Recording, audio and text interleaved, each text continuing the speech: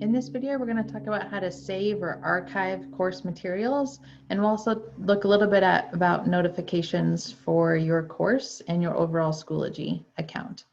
So when you're in Schoology, so wherever you're at on your page here, you may or may not have the ability to archive a course yourself. This might depend on your district.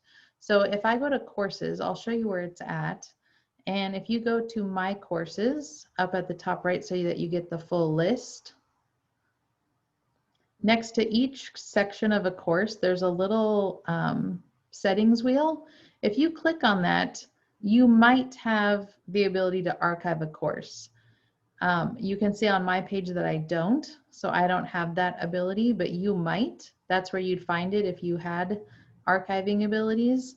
If you can archive something, you will have my current courses and archived courses. So if you choose and have the ability to archive a course, you can always unarchive it if there are some options up at the top here for you.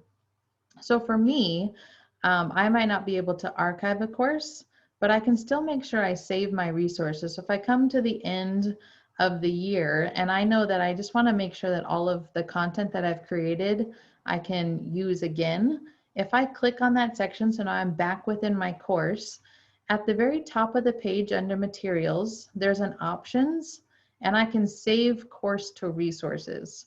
So I would definitely recommend that at the end of every year you save your resources just in case something were to happen to the course itself. So if I say save course to resources, the collection just says you might create collections over the course of using Schoology, where maybe you have a collection for all of your math content. Maybe you have a collection for all of your ELA content, whatever that looks like. You can also just save it to home and then it'll all just be in one place, but you can also create a folder. So I don't have any folders and that's okay, but I can save it as a folder with resources. If I say submit, all of those resources can now be found. So it says it's a large operation. So especially if you have a full, I don't have a whole lot here. If you're saving resources from an entire course, it might take a little bit of time. But once you've done that and it's done its thinking, if you go up to the top, instead of going to courses, you can now go to resources. We'll see if it's saved. And under home, I can see that there's a folder for Schoology Sandbox Section 1. So if instead that was my Algebra 1 class, all of the content from my Algebra 1 class would be saved in this folder. So that's where you can find resources that you've created. You can also find public resources that are available. So there's nothing in there yet. This depends on your domain and kind of what other people have saved. But if I go to public, so that was under my personal. If I go to public resources, so I'm still under that resources tab, there actually is quite a bit of things that Schoology has available for you. So you could look by level or resource type. There's all kinds of things in here that might come in handy for your classes. So the other thing I just want to touch on real quick is notifications. So there's a couple ways that you can do this. One is that if you go to the top right corner, and I'm sorry if I'm not quite sure if my picture might be covering this, but where your name is, if you click on that, there's a settings option.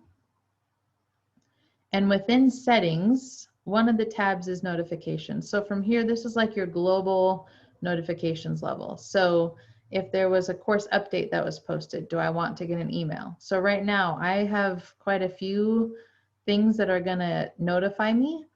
And so if you have all of these turned on, you're going to get a lot of notifications on a regular basis for what's happening in your courses, which might be a good thing.